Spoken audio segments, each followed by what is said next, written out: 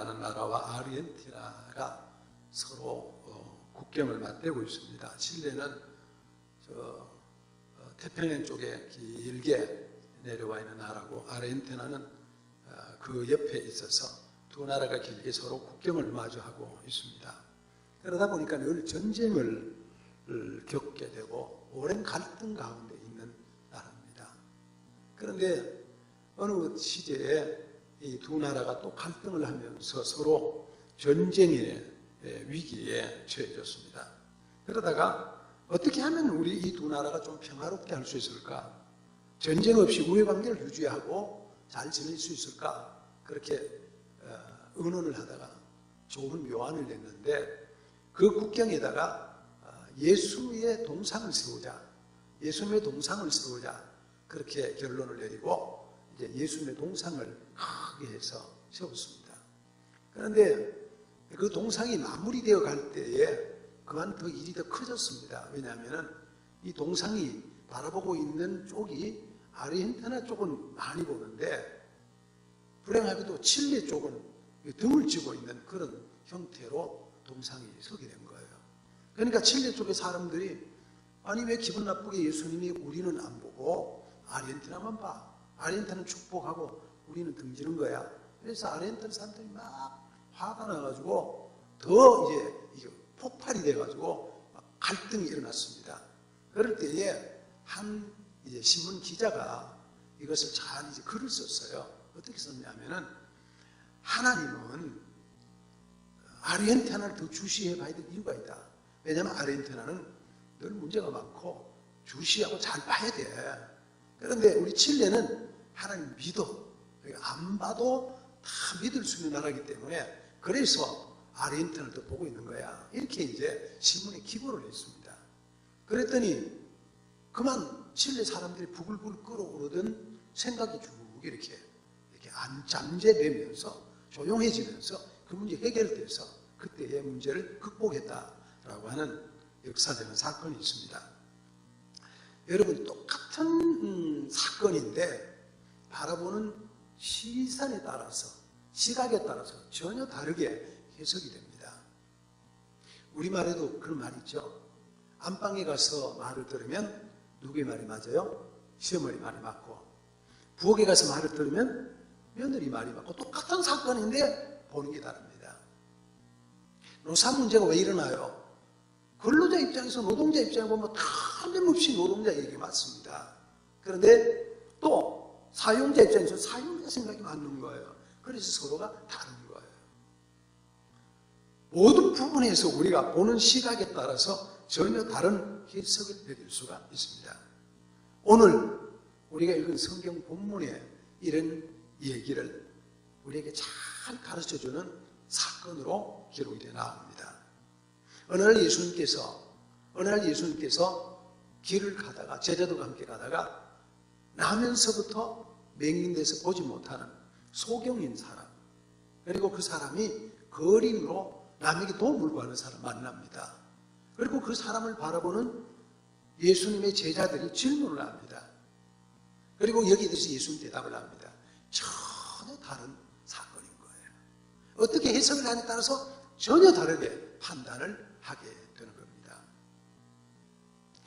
어제 우리 교회에 항존직들이 강화도 가서 아침에 가서 저녁 늦게까지 오후 늦게까지 이렇게 금년도에 대한 평가를 하고 내년도에 교회 어디를 어떻게 하면 더 잘할 수 있을까?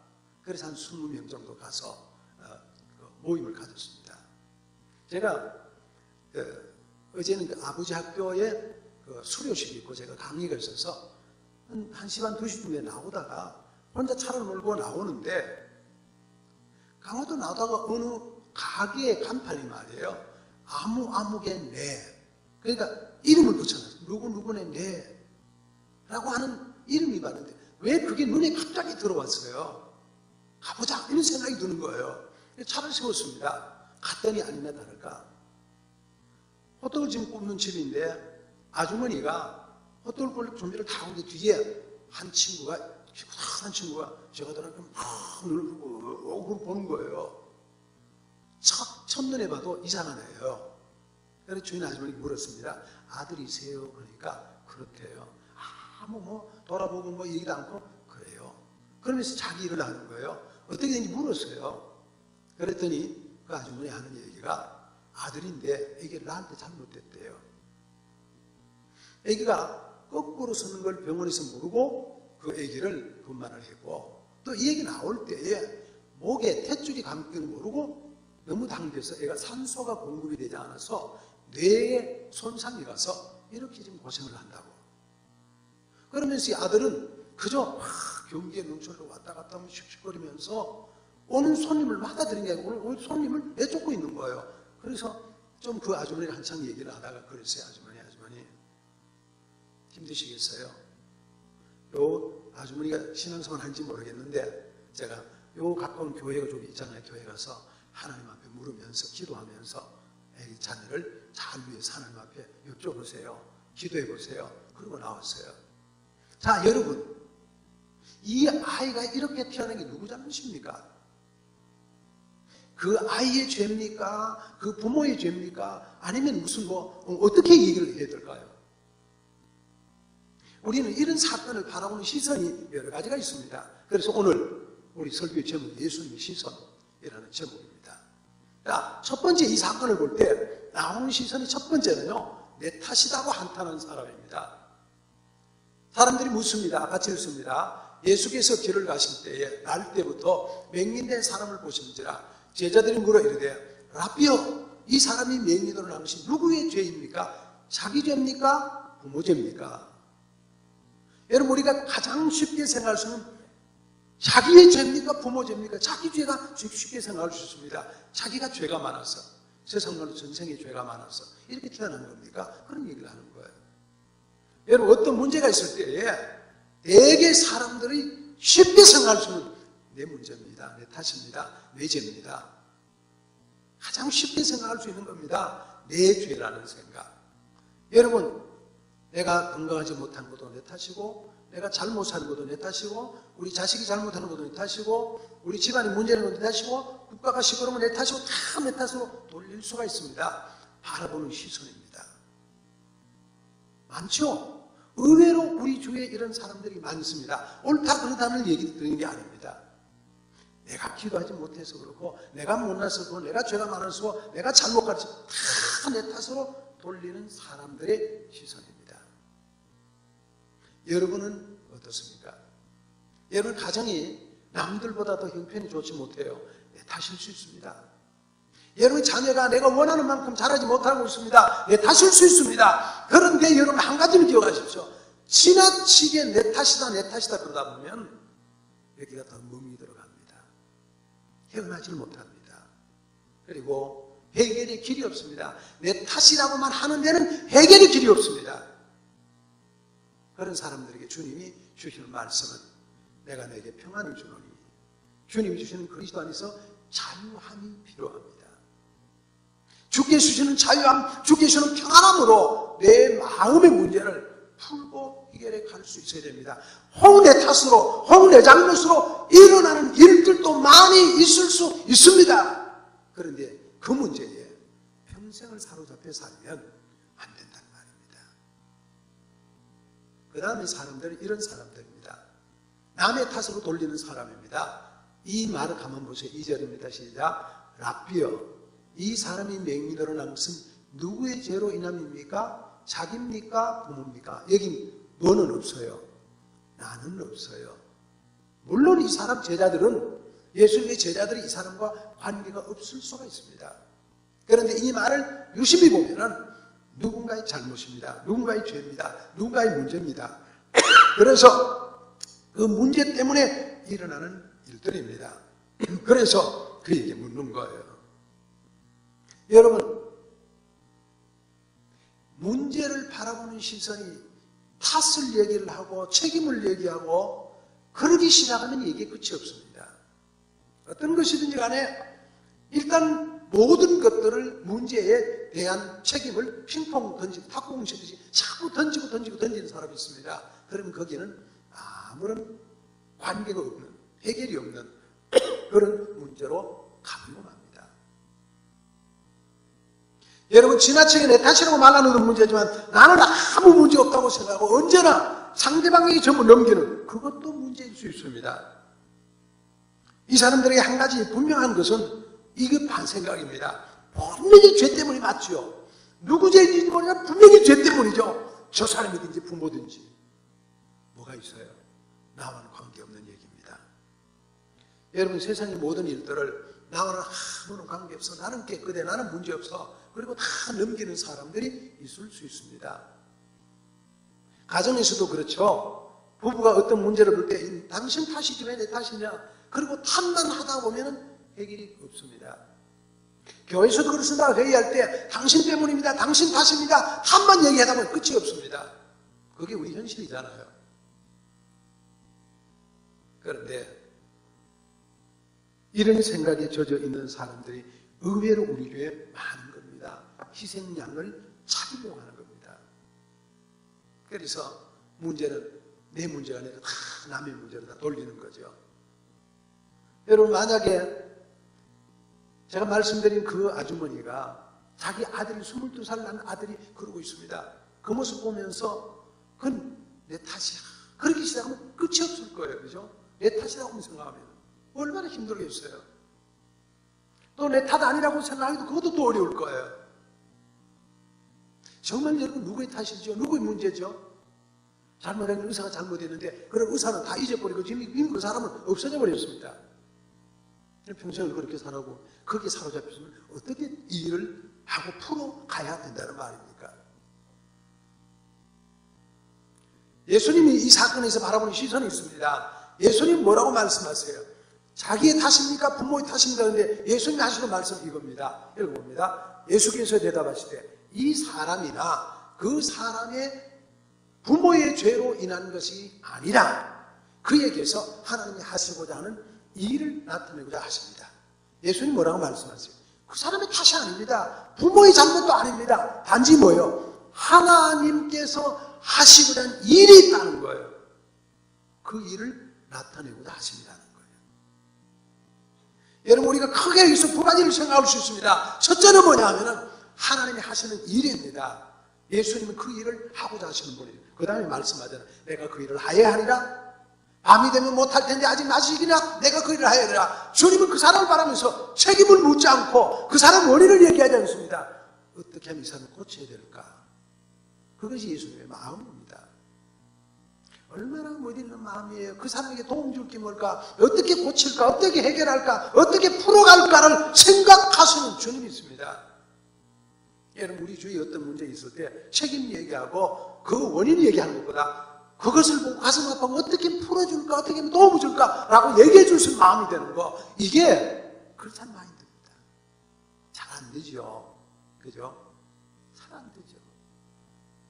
예수의 마음은 내가 할 일이 뭔가, 어떻게 일을 해야 되냐, 예수님 그렇게 생각하시는 거예요. 여기 예수님의 시선이에요. 고치려고 하는 거. 두 번째 뭐예요? 하나님과 관계를 설명하는 거예요. 하나님이 어떤 분이에요? 이 사람을 통해서 일을 하시는 분이세요. 예수님이 말씀 가운데는 하나님이 어떤 분이에요? 창조자고 섭리자입니다. 하나님 천지 만물을 창조하실 뿐만 아니라 지금 모든 것을 하나님께서 보시고 주관하시고 하나님 섭리하시는 분이세요. 인류의 역사를 주관하시고 인도하시는 하나님이십니다. 여러분, 지구에 총 일어나는 전체를 주관하시는 하나님입니다. 하나님의 전체 역사의 주관 섭리는 뭐예요? 하나님은 아름답게 산 사람이 복을 주고요, 하나님 악하게 사는 사람에게 벌을 주시는 하나님이십니다. 인류 역사에서 가장 크게 하나님을 반역했던 단체가 뭐냐? 공산주의일 겁니다. 1917년 볼셰비키 혁명이 일어나고 난 뒤에 여러분 70년 동안 1980년까지 70년의 공산주의가 지구의 절반을 차지했습니다. 공산주의 핵심이 뭐예요? 사상의 핵심이 신이 없다는 거잖아요. 유물론이잖아요. 하나님이 없다는 거잖아요. 종교를 부인한다는 거잖아요. 그랬던 볼셰비키 혁명, 공산주의 유물론 사상이 70년 되고 다 망했습니다. 그리고 그 사회가 지금 이 인류 역사에 제일 못 사는 나라들, 고생하는 나라들로 지금 많이 구성이 되어 있습니다. 하나님은 기본적으로 하나님을 대적하는 사람들을 하나님이 좋아하지 않습니다. 그러나 큰 틀에서 하나님을 섬기는 사람을 하나님이 축복해 주십니다. 이 창조자 하나님이고 섭리자 하나님이 있습니다. 역사는 하나님의 손에 의해서 이끌려가고 있다는 걸 믿으시기를 축복합니다. 우리가 잘 아는 대로 역사를 영어로 히스토리라고 말하지 않습니까? 히스토리라는 말이 뭐예요? 합성하라 그러잖아요. 뭐라고요? His story. 그분의 이야기. 그분이 누구예요? 하나님이세요. 그분 하나님, 역사를 주관하시는 하나님, 인류의 모든 생사복을 주관하시는 하나님, 흥망성쇠를 주관하시는 하나님, 그분이 지금도 인류 역사를 이끌고 계시다는 거예요. 우리는 그런 한 면에서 우리 대한민국 역사도 하나님이 붙잡고 계시다, 인도하고 계시다 믿으시기를 주님의 이름으로 축복합니다.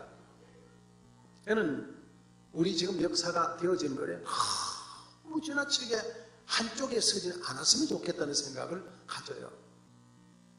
저에게는 줄기차게 양쪽의 얘기가 막 요즘에 SNS 오잖아요. 그죠? 생명처럼 보수적으로 저에게 보내는 분들도 있습니다. 매일 보냅니다. 아침마다 그분은 목숨을 걸고 보냅니다. 누구를 지켜야 된다고. 지키러 나오라고.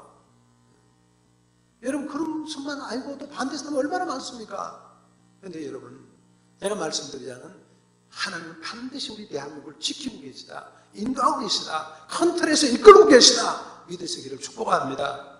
그뿐만 아니고 지금도 하나하나 역사를 주관하시는 하나님이 있습니다. 그 하나님인 걸 알아야 됩니다. 일하시는 하나님입니다. 요한복음 5장 17절 시작. 내 아버지께서 이제까지 일하신 나도 일한다 하시며 여러분 하나님은요 졸지도 않고 주무시지도 않습니다. 일을 하고 계시는 하나님이십니다. 여러분 우리를 지키고 계시는 하나님이십니다. 그 하나님은 섭리자 하나님이십니다. 시편 121편은 이렇게 말합니다.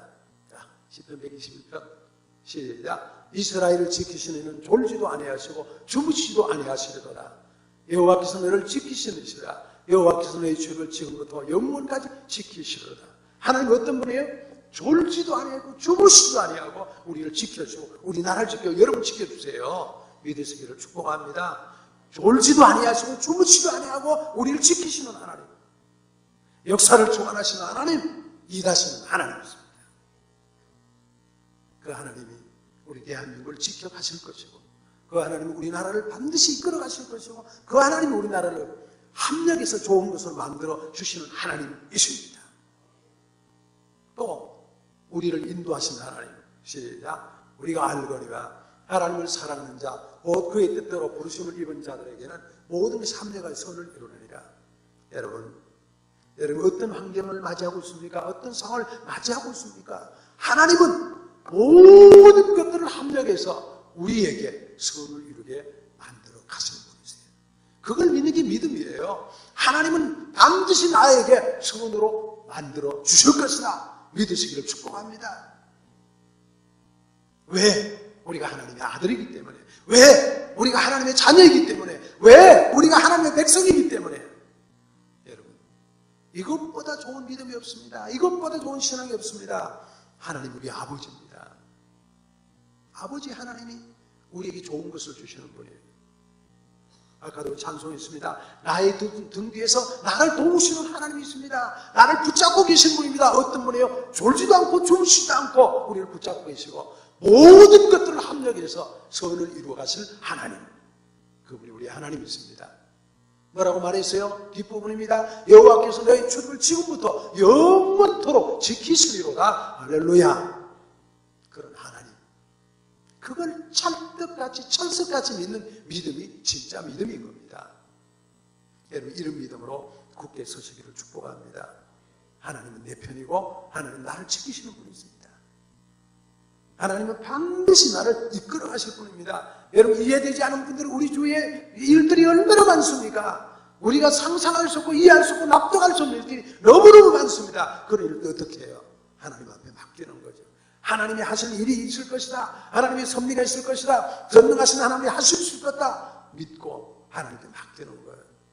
그 일에 집착해서 내 죄의 의식을 가지고 그 일에 집착해서 내가 이것도 좀 못하고 앞으로 나가지 못하고 그런 삶에 하나님께 맡겨놓는 거. 역사를 주관하시는 하나님이, 나를 이끄시는 하나님이, 합력의 손을 이루시는 그런 하나님을 믿는 믿음, 그게 우리에게 필요한 거예요. 자, 여러분 신명기 27장 시작. 내 하나님 여호와께서 권고하시는 땅이라 세초부터 세말까지 내 하나님 여호와의 눈이 항상 그 위에 있느니라. 할렐루야. 하나님은 세초부터 세말까지, 세상 처음에서 세상 마지막까지, 한 해의 시작에서부터 한 해의 마지막까지 하나님은 항상 여러분과 저를 지키시는 분이십니다. 우리가 이 하나님 믿고 역사를 이분이 주관하시는 사실을 믿는다는 게 얼마나 대단한 믿음입니까? 그런 믿음에 선다는 게 얼마나 대단한 축복입니까? 하나님이 그 크신 은혜로, 그 크신 축복으로 살아가는 아름다운 하나님의 사람들 될 수 있기를 예수님의 이름으로 축복합니다. 세초부터 세말까지 내 하나님 여호와의 항상 그 위에 있느니라. 여러분 위에 계시고, 여러분 지키시고, 여러분 돌보고 계신다. 할렐루야. 자, 신명기 29장입니다. 시작. 주께서 40년 동안 너희를 광야에서 인도하게 하셨거니와 너희 옷이 낡아지지 아니하였고 너희 발의 심이 휘어지지 아니하였으며 주는 너희의 하나님 여호와신 줄을 알게 하려 하셨느니라. 이게 무슨 얘기냐면요, 이스라엘 백성 40년 동안 광야에서 고생을 했습니다. 여러분 실제로 애국에서 그들이 가고자 가나안 땅은 열하루면 갈 수 있는 거리입니다. 그런데 40년 동안 갔습니다. 왜 그렇게 고생했어요? 우리가 생각하는 지도자가 길을 잘못 알아서 그랬나? 뭔가 지금 홀려서 그랬나? 뭐 별의별 얘기 다 할 수 있지 않겠어요? 그런데 하나님은 뭐라고 말씀하세요? 이 40년 동안 내가 광야에서 고생하는 것은 뭐 때문이에요? 주님은 너희의 하나님 여호와이신 줄을 알도록 하기 위해서. 여러분 우리에게 이해하지 못한 일들이 일어나고요, 참담한 일들이 일어나고요, 우리가 정말 상상할 수 없는 그 모든 일들은 뭐 하는 거예요? 하나님이 하나님 되심을 나타내는 거예요. 하나님이 하나님 되심을 믿도록 하기 위한 거예요. 나에게 이해되지 못한 일이 일어나는 것은 우리가 하나님 앞에 무릎 꿇고 하나님의 자녀가 되기를 기다리는 하나님이 하나님 되심을 우리에게 보여주기 위한 과정인 것을 믿으시길 바랍니다. 그게 믿음이에요. 그게 크리스찬의 마인드예요. 그게 크리스찬의 시선이어야 돼요. 아, 내가 이해할 수 없구나. 나는 모르겠는데. 그건 뭐예요? 전능하신 하나님은 다 실수는 분이야. 그분이 섭리 가운데 있어 내가 할 수 있는 거예요. 그 앞에 엎드리는 거예요. 그 앞에 기도하는 거예요. 그런 믿음의 사람으로 서는 것, 이것이 바로 하나님이 여호와신 줄을 알도록 하기 위한 40년 광야 생활을 하게 한 것이라는 거예요. 지금도 여러분과 저에게 일어난 일들은 나는 도대체 이해할 수 없어. 나는 도대체 상상할 수 없어. 이런 일들이 왜 일어날까? 어떻게 이해하라고요? 우리가 무릎 꿇고 하나님의 음성을 들으면서 하나님이 하나님 되심을 인정해 가는 것, 그게 여러분과 제가 해야 될 일들입니다. 그걸 위해서 하나님 우리에게 말씀하시는 거예요.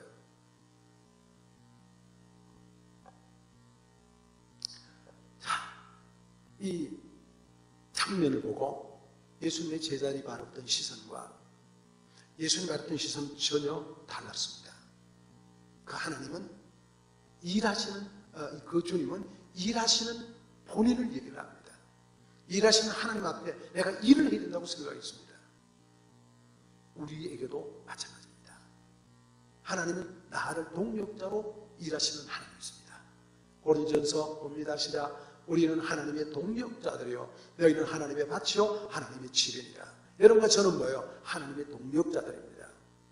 여러분 이해되지 않은 수많은 일들을 보면서 하나님은 여러분과 저를 붙잡으셔서 일을 하기를 원하십니다.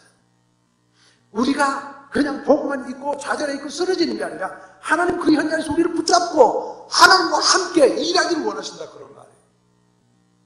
여러분 그 일에 쓰임받는 사람들이 되어야 됩니다. 예수님 그 현장에 찾아가셨습니다. 그리고 침을 발라 진흙을 그의 눈에 바르셨습니다. 그리고 그를 실로암 못에 가서 씻고 와라고 말했습니다. 그리고 고쳐주셨습니다. 그리고 그의 삶을 완전히 바꿔놓으셨습니다. 예수님이 말씀하셨습니다. 아직 낮이니 내가 일하여야 되겠다고. 그 주님이 여러분을 동력자로 쓰기를 원하고 그 하나님 여러분을 동력자로 쓰기를 원합니다. 이해될 수 없는 현상 가운데 여러분과 제가 할 수 있는, 내가 무슨 일을 해야 합니까? 어떤 일을 한 것을 하나님이 원하십니까? 물어보는 일입니다. 그리고 그 현장을 함께 예수님과 더불어 풀어가는 그 일을 여러분과 제가 해야 될 일들입니다. 말씀을 정리합니다. 모든 문제를 내 탓으로 돌리는 사람들에게 주님은 자유함을 원하십니다. 모든 문제를 남의 탓으로 돌리는 사람들에게 주님은 더 깊이 있게 그것을 바라보기를 원하십니다. 예수님의 신선은 두 가지였습니다. 내가 그 어려운데 할 일이 무엇일까? 하나님과 더불어 내가 할 일이 있다. 그 일을 내가 해야지. 예수님의 시선입니다. 그리고 예수님 말씀하셨습니다. 그를 통해서 하시고자 하나님의 뜻이 있다. 그 일을 내가 해야 되겠다. 그에게 주님이 영광을 드러내셨습니다. 그걸 고쳐주시면서 우리 주위에 이해되지 않는 많은 일들, 여러분이 상상을 초월하는 많은 일들, 그 모든 것들을 바라보면서 그것이 사건이든지 역사이든지 일들이든지 간에 바라보면서 여러분과 제가 가져야 될 가장 좋은 시선은 예수님의 시선입니다. 뭐예요? 내가 할 일이 뭘까? 하나님이 반드시 하시는 뜻이 있는 것입니다. 그런 믿음으로 여러분이 인생을 살 수 있기를 예수님의 이름으로 축복합니다. 기도하겠습니다. 살아계신 하나님, 놀라우신 은혜와 사랑을 감사합니다. 우리 주위에 이해될 수 없는 일들이 많이 일어나고 상상할 수 없는 일들이 많이 일어난다 할지라도 하나님, 우리는 그것들을 바라보면서 하나님 예수의 시선으로 예수의 마음으로 다가갈 수 있기를 원합니다. 내가 할 일이 무엇인가를 생각해보고 도움될 일이 무엇인가를 생각하는 예수님의 마음이 우리 마음에 있기를 원합니다. 하나님이 하시고자 하는 그 뜻이 있는데 그 뜻을 우리가 이루어드릴 수 있는, 그것을 바라볼 수 있는 믿음의 눈들을 갖게 도와주옵소서. 그래서 하나님 억울해하거나 안타까워하거나 아버지는 남들을 타다가나 남들을 비판하는 것이 아니라 그 사건 속에 내가 해야 될 그 일을 감당하고 하나님께 영광을 돌리는 아름다운 하나님의 사람들로 반듯하게 서게 도와주옵소서. 그리스도 예수님의 이름으로 기도하옵나이다. 아멘.